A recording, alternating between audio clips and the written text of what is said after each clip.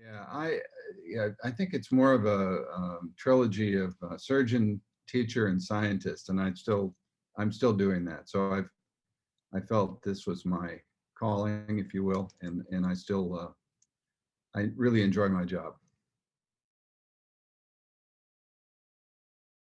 So yeah, my uh, direction, I guess, was shaped by my training at the University of Washington, and that place was notable for really I guess what people thought of as the mother of all pain clinics. This was really the first of its kind, and I was sort of saturated with the approach and the ethic and the personalities there, and I got involved in that very early. So one of my mentors, my chief mentor in that area was a guy named John Lozier, who's still alive and doing well. John was a unique neurosurgeon in that he had a very wide interest and was interested in just the approach to pain, not just the surgical management, but the concept of chronic pain and how it should be thought of and managed. So he had a big influence on my career direction. Another individual that influenced me a lot was a fellow by the name of Alan Weiler, who was a real scientist and neurosurgeon. He was interested in epilepsy, and he and I worked together very closely for a number of years there in doing epilepsy research and actually some pain research as well. And then when I came to Oregon, the chairman of the Department of Surgery, which neurosurgery was a division at that time, was a fellow named Donald Trunke, who was well known in the trauma area. Really is one of the original trauma surgeons, kind of in the grand sense of that word. But he was an amazing guy, a real a mensch, a real human being, and he allowed our division, then division, to flourish, become a department, and was a big influence on me.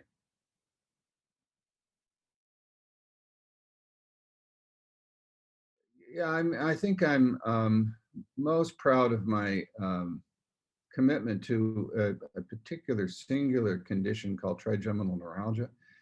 I've been studying this literally since I was a resident and feel that I mean, it's more of a cumulative effort than it is a single accomplishment, but I've always found it to be a fascinating disorder, still working on it. Started out with physiology, now we're into genetics and still interested in the innovative treatments for this.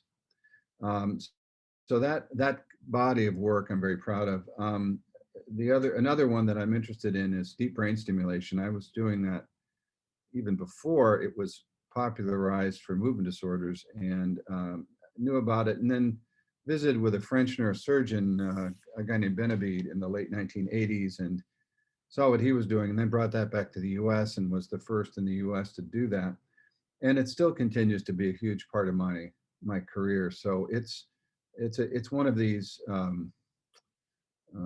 procedures and therapies that still seems to have a tremendous promise. And I think the innovation that's occurred in that field has been very remarkable. So I'm very proud of that. And the last thing is department.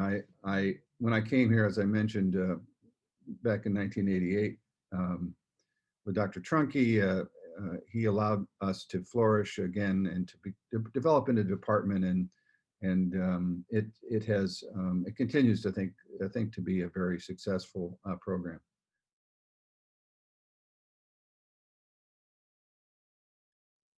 Well, I've always found that microvascular decompression was a very interesting procedure. Technically, it's interesting. A lot of physiological issues around that, and some controversies too, I think. So both for trigeminal neuralgia and also hemifacial spasm, which is obviously less common. But I've no two procedures, MVD procedures, are the same. And so I find it to be challenging and also very rewarding, because most of the people with trigeminal neuralgia and hemifacial spasm benefit from the procedure. So it's rewarding. I guess I'd answer that in somewhat oblique way, I'd say computer. There's nothing that's changed neurosurgery more than computers, and that it includes everything from imaging to, I mean, I'm involved in the field of functional neurosurgery, so obviously image-guided surgery. It has done more for neurosurgery almost than even the microscope has. So I think it's an essential element in our practice, and it's one that I couldn't practice without. Say this. Spinal surgery has brought enormous amount to neurosurgery. It has also become what has really sustained a lot of neurosurgeons, at least in private practice.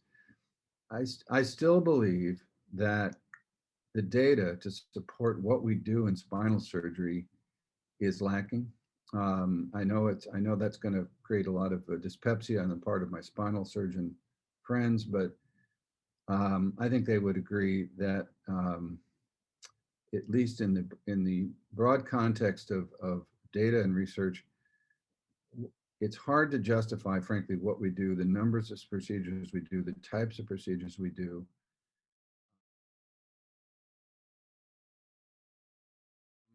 You know, the thing that comes to mind to me is a book by Stephen Ambrose called Undaunted Courage. And if I think everybody should read it, a neurosurgeon and everybody else. It is a good example of the development of the United States, it was the moonshot of its time, and probably one of the biggest adventure stories of all time. It involves so many things. It involves Native Americans. It involves the role of women. I mean, it just goes everywhere. It ended up in my backyard here in Oregon City and actually on the coast, but I think it's a remarkable book, and I would recommend it to anybody. But a neurosurgeon with the curiosity and the courage to go into the unknown, I believe that defines our specialty.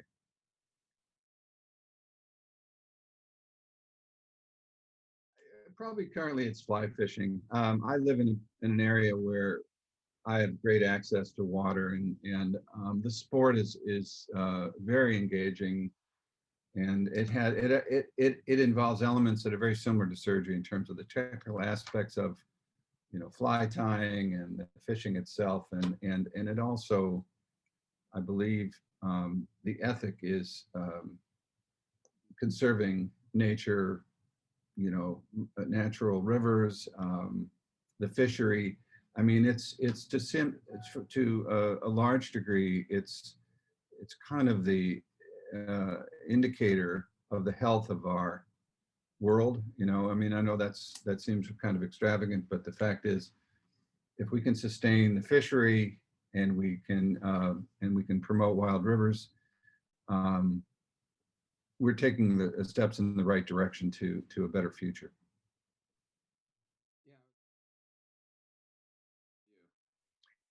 You know, I can't imagine somebody who fly fishes that doesn't, because and again, for the surgical side, it is creative, it's engaging, it's meticulous, it's microsurgical in some ways, depending upon the things you do, and it's beautiful. So I can't imagine someone who really is interested in fly fishing that doesn't tie their own flies. It's an amazing hobby.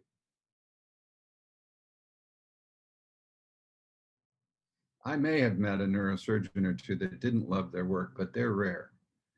So it is a very rewarding, demanding, but rewarding career. One that requires a lot, but also gives a lot too, in satisfaction and trying to help people. I think it's very sustaining. On the other, for a medical student, it's a matter, and you can relate to this, of not just thinking you want to do this, but really understanding what it means and what you get, what you give up, what it requires. It's not an easy path, and And I think not at least not that I've seen, not many people are cut out to do it. And I don't mean that in any intellectual sense. I just make sure you've kind of gauged what you want out of life, and that neurosurgery is going to um, require its its time and its efforts, and that's going to limit what you do in other areas. So for a medical student, it's explore, think about it, really make sure, experience it, make sure it's something you really want to do, and you're effectively called to that profession. Somebody day one of a neurosurgery residency, I believe, again, it's very much like Lewis and Clark. It's a voyage into the unknown. A lot of um, you know difficulties lay ahead.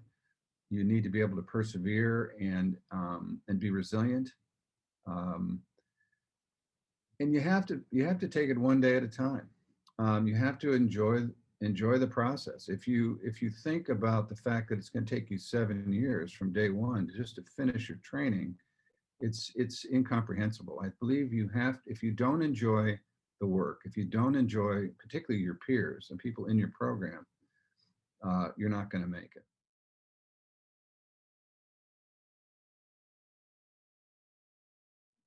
We're in the most interesting profession in the world. I think you need to pursue your curiosities. Don't let it become a job. We have access to the human brain, something the most amazing thing in the universe that we know of. Um, how few people have that ability to change somebody's life and to also discover. I believe it's the I would just advise, and this can happen in any context, but stay engaged, stay curious, pursue your interests if they're in um, politics, the Washington Committee, the state medical societies, basic research. I mean, there's so many opportunities in our specialty. So it should provide a lifetime of challenge and opportunities.